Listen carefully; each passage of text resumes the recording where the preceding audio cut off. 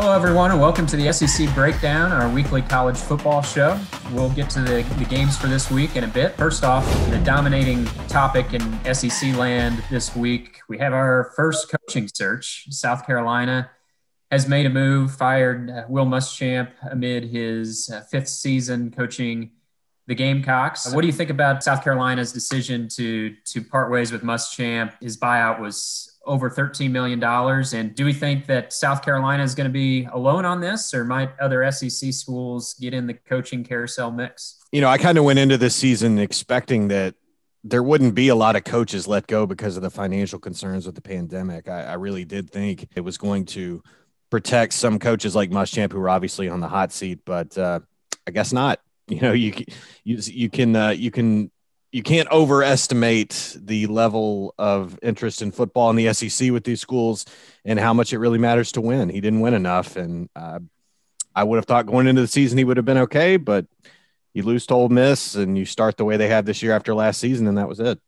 Yeah, I think it does show that there's this big assumption that we can have that the pandemic protects everything, including coaches. I think South Carolina showed that, and somebody had to break the seal if it was going to be broken. I wasn't so sure it was going to be South Carolina, especially with that buyout. But, once it happens to one, I think it's kind of open to just about everybody else. But we made a big assumption thinking that maybe everything would be backed off of these coaching firings. And obviously that's not the case.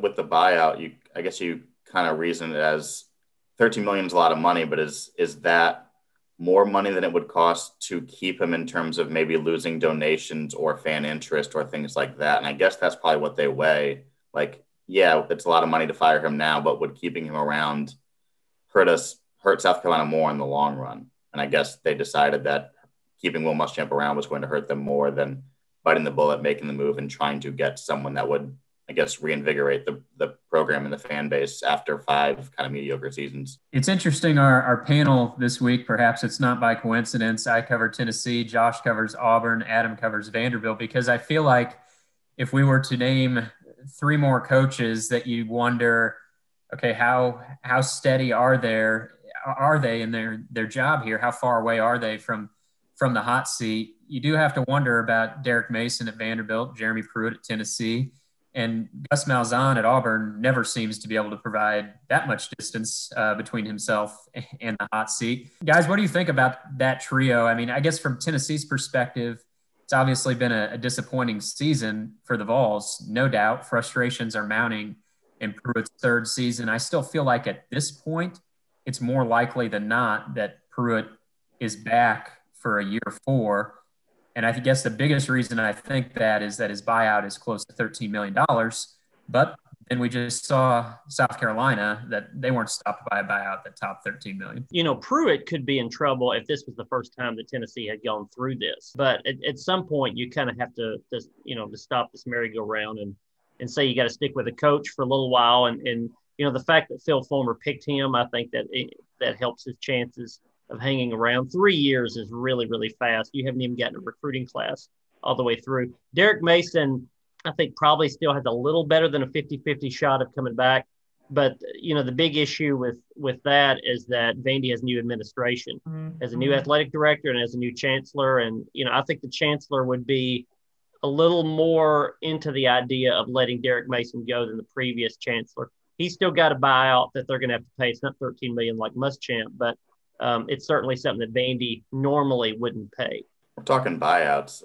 Gus Malzahn is definitely the king in this conversation. He's at, I think, as of December 1st, it's $21.45 million. After Auburn lost to South Carolina, I think there was a lot of people in the fan base who are ready to, start begging Auburn to pay it.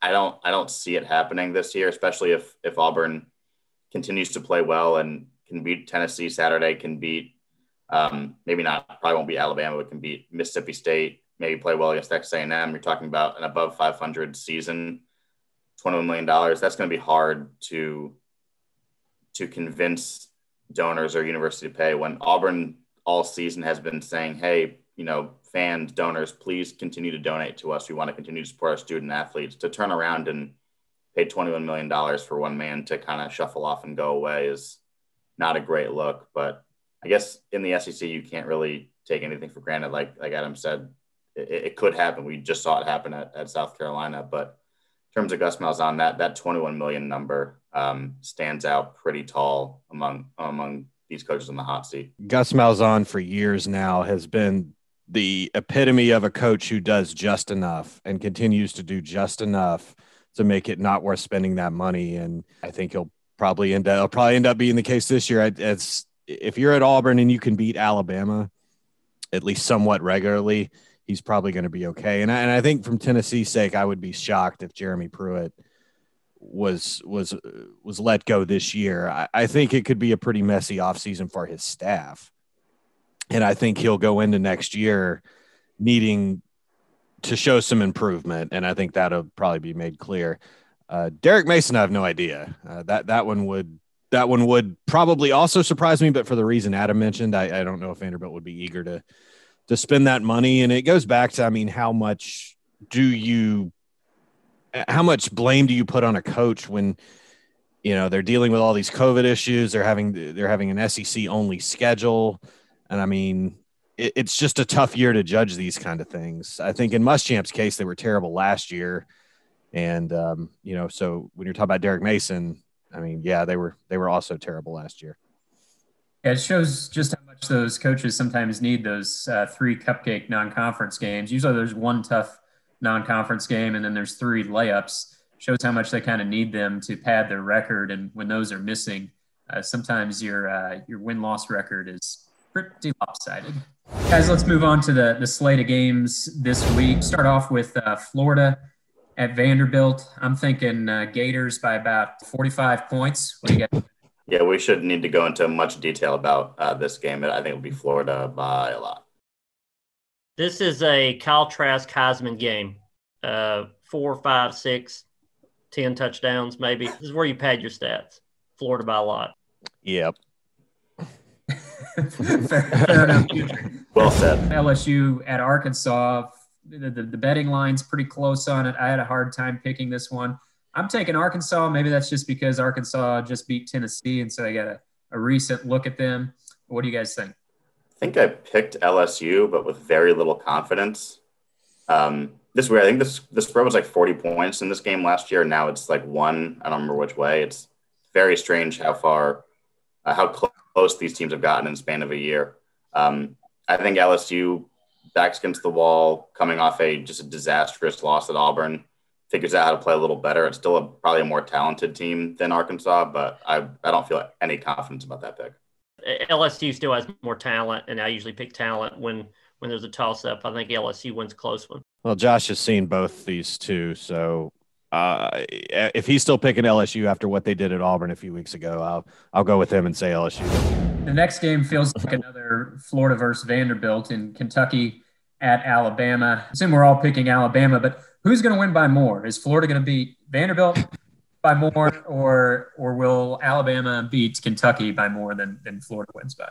That's a harder question. I mean, because the pick is Alabama, but that's a hard question. I guess Kentucky has a better defense, but Kentucky also can't score.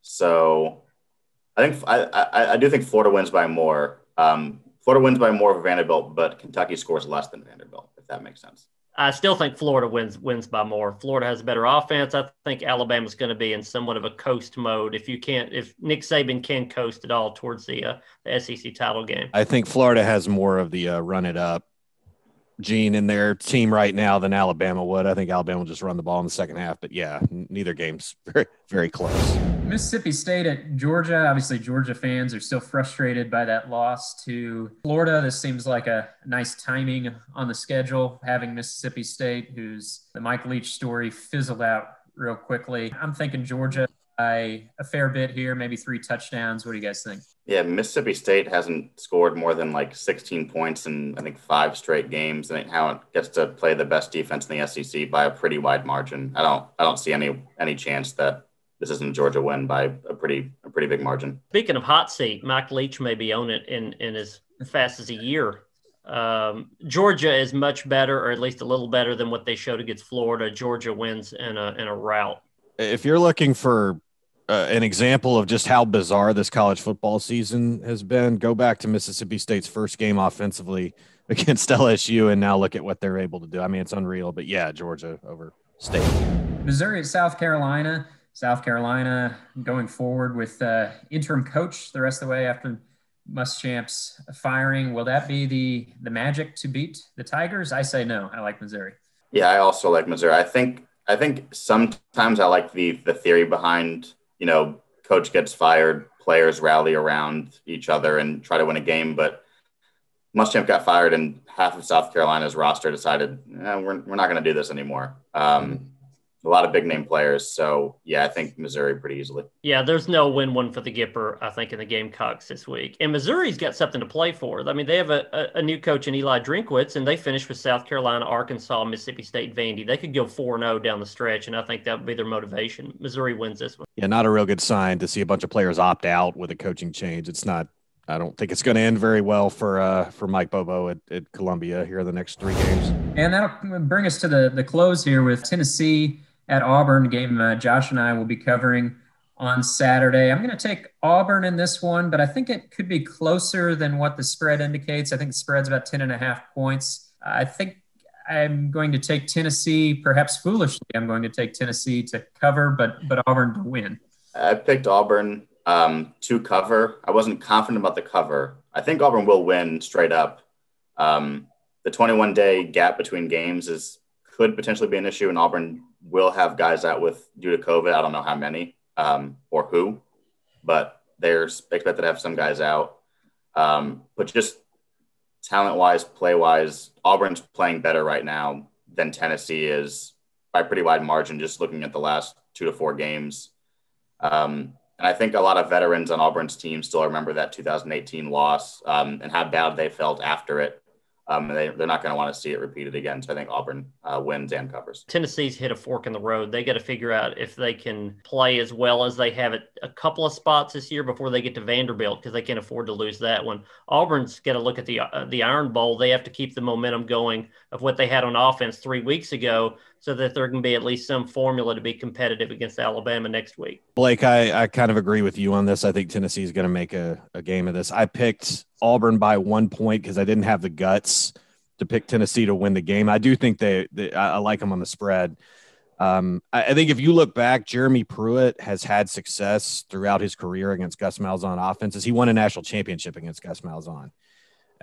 With Florida State and Auburn. There was a couple games at Georgia where Georgia defensively did very well against Auburn's offense. And plus, I think Pruitt's biggest win at Tennessee to this point was at Auburn 2 years ago. So you go into a situation like that where they're not going to have much of a crowd. The home field advantage that usually applies at Auburn isn't the same. I don't know. I think Tennessee's going to play well in this game, and it wouldn't shock me if they win it. Should be a few entertaining games this week. Gentry's predicting an entertaining one between Auburn and Tennessee, and certainly could be an entertaining few weeks here as far as the coaching carousel goes. We'll be back next week to discuss more.